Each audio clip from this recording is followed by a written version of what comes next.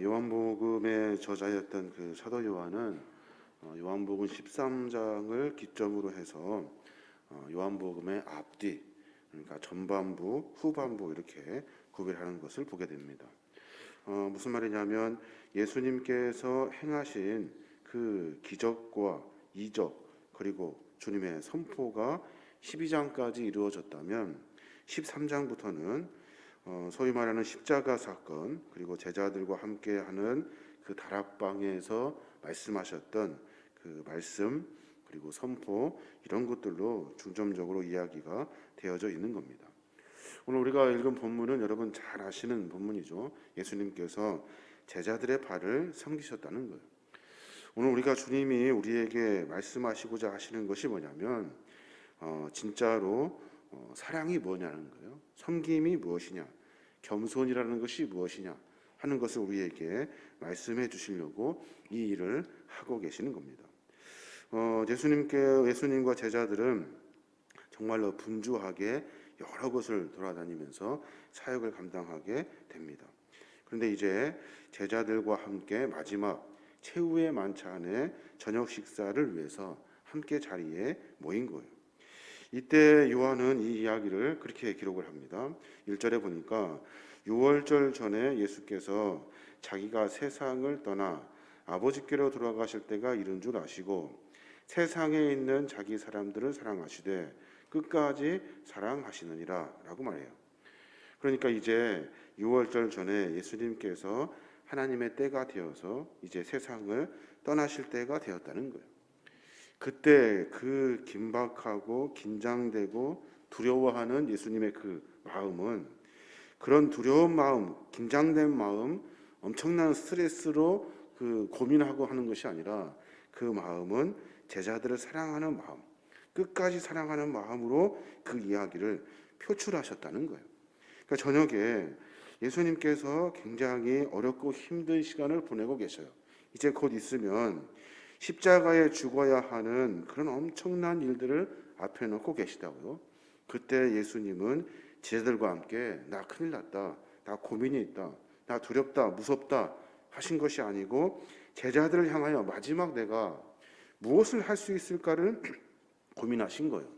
그래서 그들에게 사랑을 보여주시기 위해서 주님께서 이 일을 하신 거예요. 제자들은 예루살렘에 들어갈 때 굉장히 들떠 있었습니다. 여러분 잘 아시는 것처럼 이제 곧 예수님께서 통치하실 하나님 나라가 되면 그러면 내가 이제 그곳에서 한 자리씩 차지하려고 하는 마음이 가득 있었기 때문에 그래요.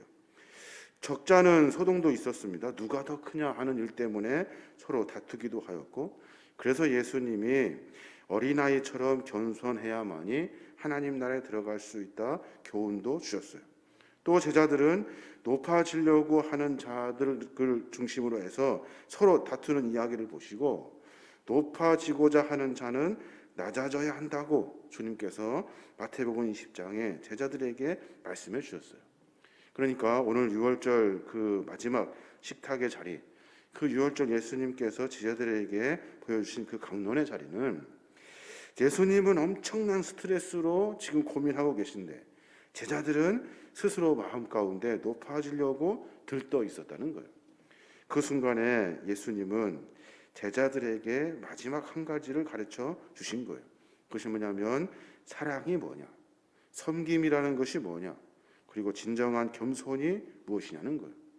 이 모든 것들은 전부 다 하나님께서 자기 아들 예수 그리스도를 이 땅에 보내어 주셔서 온 인류를 사랑하시는 그 사랑의 마음이 그 안에 녹아져 있다는 겁니다. 6월절 식사 자리에 도착한 예수님과 제자들 하루 종일 먼지를 막 뒤집어 썼겠죠. 그런데 그들의 발을 씻길 종이 없어요. 그래서 모두가 다 삐쯤하게 서로 이렇게 누군가 발을 씻어줬으면 좋겠는데 근데 발 씻어줄 사람이 없는 거죠. 그때 예수님이 허리춤에 수건을 이렇게 딱 감싸시고 제자들의 발을 씻기신 거예요. 마치 종처럼 제자들 앞에 무릎을 꿇고 한 사람씩 그 발을 씻기기 시작합니다. 그때 가룟 유다 차례가 온 거예요. 그래서 요한이 그 장면을 유심히 관찰합니다. 2절에 뭐라고 하냐면 마귀가 벌써 시몬의 아들 가룟 유다의 마음에 예수를 팔려는 생각을 넣었더라 라고 기록해요. 가룟 유다 순서가 되었어요. 예수님 마음이 어땠을까요? 한번 생각해 보시기 바랍니다. 마귀가 벌써 가룟 유다의 마음 가운데 예수를 팔려고 하는 마음을 넣었어요. 예수님이 발을 씻으든 예수님이 뭐 안아주었든 예수님 무슨 사랑을 보여줘 주든 가룟 유다는 상관없어요. 이 마음 가운데 주님을 팔 생각을 하고 있었다고요. 예수님이 제자 그 가룟 유다의 발을 씻으신 다음에 13장 7절에 그렇게 말씀하셔요. 내가 하는 것을 내가 지금은 알지 못하나 이후에는 알리라 라고 말씀하셔요. 이 말은 무슨 말입니까? 네가 하는 일, 그 일을 멈출 수가 없는 걸 나 안다. 네가 하려고 하는 생각, 네가 그 일을 계속해서 진행할 줄 내가 안다. 그 일 때문에 내가 죽게 될 거고 그 일 때문에 내가 고초를 당할 거다. 그런데 지금은 몰라도 다음에 날 거야. 그 일이 얼마나 어렵고 중요한 일인지를, 그 일이 얼마나 너한테 안 좋은 일이었는지를 깨닫게 될 거야 라고 말씀하셔요. 이 말은 주님이 제자들을 얼마큼 사랑하는지를 분명히 드러내는 주님의 고백이에요. 너희들이 무엇을 하든지 간에 상관없다는 거예요. 너희들이 별짓을 다 해도 나는 너희들을 사랑한다. 끝까지 사랑한다. 너희들이 나를 죽이려 하는 일이 있어도 나는 너희를 사랑한다 라고 하시면서 겸손한 모습으로 주님의 거룩한 사랑을 제자들에게 보여주고 있는 겁니다. 사도 요한은 이 일을 후대 요한일서 4장 7절부터 그렇게 기록해요. 사랑하는 자들아 우리가 서로 사랑하자. 사랑은 하나님께 속한 것이니 사랑하는 자마다 하나님으로부터 나서 하나님을 알고 사랑하지 아니하는 자는 하나님을 알지 못하나니 이는 하나님은 사랑이시니라 라고 말해요. 요한이 예수님의 거룩한 사랑을 깨닫고 요한 1서, 2서, 3서를 기록하면서 사랑에 대한 이야기를 집어넣어요. 사랑에 대한 이야기를 설명하려고 하다 보니까 하나님에 대한 사랑을 기억하고 그 사랑을 기록하지 않을 수 없었던 거예요. 사랑하는 자들아 우리가 서로 사랑하자. 우리가 서로 사랑하자요. 우리가끼리 서로 사랑하는 것이 아니라 사랑이라는 것은 하나님 안에 속하여 있다는 거예요. 하나님 우리를 사랑하신 것을 알면 우리도 서로 사랑할 수 있다는 거예요. 진정한 사랑은 주님이 우리를 사랑하는 것을 알고 깨닫는 것이다 라고 말하고, 진정한 사랑은 그 사랑을 알고 그 사랑으로 살려고 하는 삶의 모습이 사랑이다 라고 지금 이야기해주고 있는 거예요. 사랑이 뭡니까? 사랑 그냥 좋아하는 마음입니까? 그냥 몇 번 사랑해주고 섬겨주는 마음입니까? 그렇지 않습니다. 사랑은 받은 사람이 사랑할 수 있는 거예요. 받은 사람이 사랑할 수 있다고요? 어떻게 기도해야 합니까? 하나님, 내가 주님의 사랑을 받기를 원합니다. 내가 주님의 사랑이 필요합니다가 먼저예요. 내가 사랑하기를 원합니다가 아니라 나에게 주님 사랑을 베풀어 주십시오. 그 사랑을 알 때 우리가 사랑할 수 있게 되는 겁니다. 또 주님이 우리에게 가르쳐 주신 것이 뭐예요? 섬김이라는 것이 뭐냐는 거예요. 섬김은 죄사함을 경험할 때 생기는 거예요. 죄사함을 경험할 때. 무슨 말입니까? 베드로의 경우를 보면 베드로가 예수님께 발을 이렇게 씻어주는 모습의 모습을 보고 거부를 합니다. 저는 도저히 주님이 발 씻는 것을 용납할 수 없습니다 하고 거절해요. 그랬더니 너 그러면 너랑 나랑 아무 상관없다. 그랬더니 베드로가 하는 말이 그럼 손도 닦아주고 머리도 닦아주고 온몸도 좀 닦아주십시오 라고 말해요. 그랬더니 주님이 하시는 말씀이 이미 우리가 깨끗하다 하고 인정받은 사람은 다 씻을 필요가 없다는 거예요. 무슨 말입니까? 우리가 예수님 안에 거룩한 구원의 삶을 살고 있습니다. 그 삶은 우리는 영적으로 주님 안에서 정결하게 된 신앙인들이에요.